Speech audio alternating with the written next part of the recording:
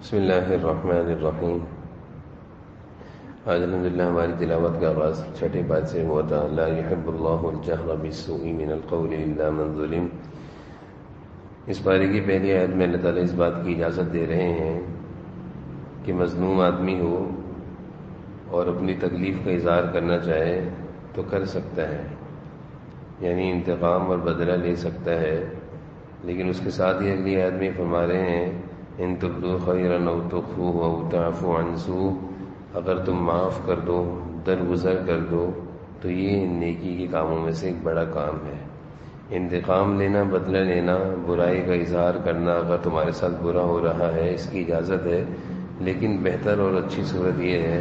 کہ درگزر سے کام لو، معافی کی عادت ڈالو، معاف کرنا سیکھو۔ پھر آگے اللہ تعالیٰ کافروں کے طرز عمل کو بیان فرما رہے ہیں کہ ان کا طرز عمل یہ ہے کہ وہ ہمارے نبی یعنی جناب نبی کریم صلی اللہ علیہ وسلم کی تو تکذیب کرتے ہیں، انکار کرتے ہیں، قرآن کریم کو مانتے نہیں ہیں، لیکن مسلمانوں کو اللہ تعالیٰ یہ تعلیم دے رہے ہیں کہ سارے انبیاء علیہ السلام پر ایمان لاؤ، ان کی تعظیم کرو، ان کا اکرام کرو، ساری آسمانی کتابوں کو اللہ کی کتاب مانو، لیکن شریعت حضور صلی اللہ علیہ وسلم کی اور کتاب اللہ کی اس پر عمل کرو۔ تو احترام سارے انبیاء علیہ السلام کا ہمیں سکھایا جاتا ہے اور تمام آسمانی کتابوں کی عظمت سکھائی جاتی ہے۔ بے اکرامی اور بے ادبی اور گستاخی سے مسلمانوں کو روکا جاتا ہے، جبکہ کافروں کا عمل اس کے برعکس ہوتا ہے کہ وہ صرف اپنے نبی کی جو تعظیم وہ بھی تھوڑی بہت کرتے ہیں، اور اس کے بعد اللہ کے دیگر انبیاء علیہ السلام اور بالخصوص جناب نبی کریم صلی اللہ علیہ وسلم اور قرآن کی خوب گستاخی کرتے ہیں۔ آگے یہودیوں کا حضور صلی اللہ علیہ وسلم سے یہ سوال تھا کہ اگر اللہ نے آپ کو نبی بنایا ہے تو آپ ایسا کریں کہ اللہ تعالیٰ سے کوئی تحریر لکھوا کر لائیں، اللہ تعالیٰ سے کوئی تحریر لکھوا کر لائیں، پھر ہم آپ کو اللہ کا نبی مانیں گے۔ اللہ تعالیٰ نے یہودیوں کی اس گستاخی پر یہ جواب دیا کہ ان کی جو آباء و اجداد تھے انہوں نے بھی حضرت موسیٰ علیہ السلام سے یہی مطالبہ کیا تھا کہ ہم اے موسیٰ تمہاری بات کو اس وقت تک نہیں مانیں گے فقالوا ارنا اللہ، جب تک کہ ہم اللہ کو خود نہ دیکھ لیں اور اللہ ہم سے خود نہ کہہ دیں کہ موسیٰ میرے پیغمبر ہیں۔ تو اللہ تعالیٰ حضور صلی اللہ علیہ وسلم کو تسلی دے رہے ہیں کہ یہودیوں کا یہ طرز عمل شروع سے رہا ہے۔ اس کے بعد حضرت عیسیٰ علیہ السلام کے بارے میں جو یہود و نصارہ کا عقیدہ ہے اس عقیدے کی تردید ہے، اور اس کے بعد یہودیوں کی جو مختلف قسم کے جرائم تھے ان کو اللہ تعالیٰ نے مختصر انداز میں ان آیتوں میں بیان فرمایا ہے کہ اللہ تعالیٰ کی جو آسمانی کتابیں ہیں ان کی تکذیب کرنا۔ اسی طرح یہودیوں کی عادت تھی کہ ان کو جب حکم دیا سجدہ کرنے کا اس سے انکار کر دیا، ہفتے کے دن کاروبار سے ان کو منع کیا گیا تھا لیکن وہ باز نہ آئے۔ اسی طرح انبیاء علیہ السلام کو شہید کرنا، دعوت کے جواب میں یہ کہنا، یعنی انبیاء علیہ السلام جب ان کو تبلیغ اور دعوت دیا کرتے تھے تو وہ کہتے تھے ہمارے دلوں پر غلاف چڑھے ہیں، ہمیں آپ کی بات سمجھ میں نہیں آ رہی۔ حضرت مریم پر بہتان لگانا، حضرت عیسیٰ علیہ السلام پر سولی چڑھانے کا دعویٰ کرنا، اور اسی طرح دیگر بہت سارے جرائم تھے جس میں یہود بالخصوص مبتلا تھے۔ اللہ تعالیٰ نے ان جرائم کو مختصر انداز میں ان آیتوں میں بیان فرمایا ہے۔ پھر مزید انبیاء علیہ السلام کا تذکرہ چل رہا ہے، اور آگے اللہ تعالیٰ نے حضرت عیسیٰ علیہ السلام کا تذکرہ کر کے یہ نصیحت اور یہ تعلیم دی ہے کہ دین کے بارے میں غلو مت کرو، یعنی حد سے آگے مت گزرو، جیسے کہ عیسائی حضرت عیسیٰ علیہ السلام کے بارے میں غلو کرتے ہیں اور وہ نعوذ باللہ حضرت عیسیٰ کو اللہ کا بیٹا کہتے ہیں۔ اس طرح کے غلو کرنے سے یعنی دین میں بہت آگے بڑھنے سے اللہ تعالیٰ نے روکا ہے۔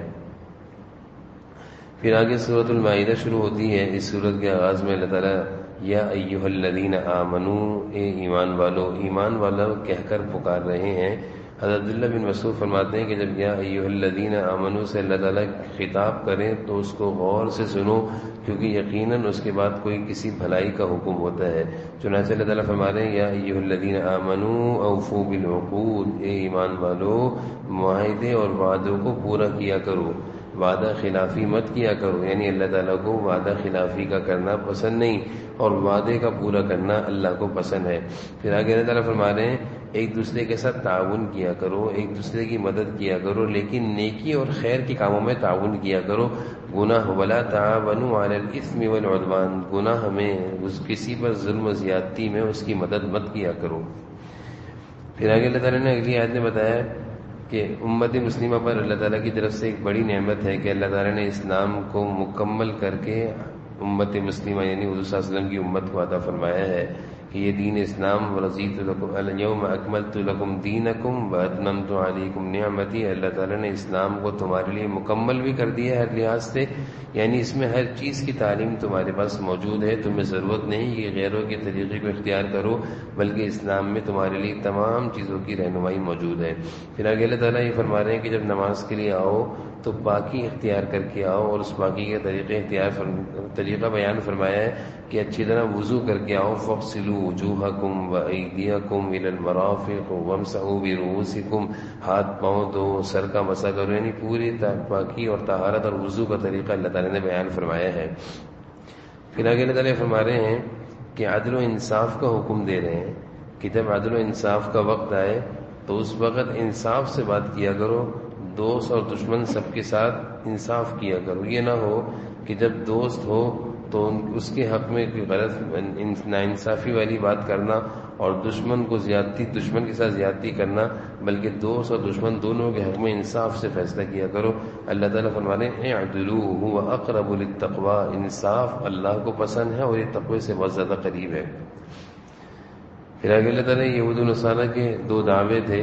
اس کی تردید کر رہے ہیں۔ وہ کہا کرتے تھے وقالت الیہود والنصارى نحن ابناء اللہ واحباؤہ، کہ ہم یعنی یہود و نصارہ کہتے تھے کہ ہم اللہ کے بیٹے ہیں، ہم اللہ کے محبوب ہیں۔ اللہ تعالیٰ فرما رہے ہیں اگر تم اللہ کے بیٹے اور اللہ کے محبوب ہو تو تمہارے گناہوں کی وجہ سے جو تم پر مختلف قسم کے عذابات آتے ہیں دنیا میں وہ کیوں آتے ہیں، اور اس کے بعد پھر آخرت میں تو مختلف عذابوں کا اور بھی سامنا کرنا ہے۔ پھر آگے حضرت آدم علیہ السلام کے بیٹوں کا تذکرہ ہے۔ دو بیٹے تھے اور دونوں بیٹوں میں دونوں سگے بھائی تھے،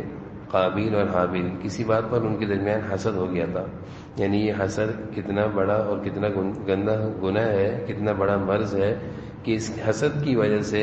ایک سگے بھائی نے دوسرے بھائی کو قتل کیا، اور اس دھرتی کا سب سے پہلا قتل جو اس دھرتی یعنی زمین پر ہوا تھا وہ حابیل اور قابیل کے درمیان ہوا تھا۔ اور پھر اللہ تعالیٰ نے ایک ضابطہ مقرر کر دیا ہے کہ دنیا میں جتنے بھی قتل ہوں گے ان سارے قتلوں کا گناہ اس پہلے قاتل کو ہوگا جس نے اپنے بھائی کو کیا تھا۔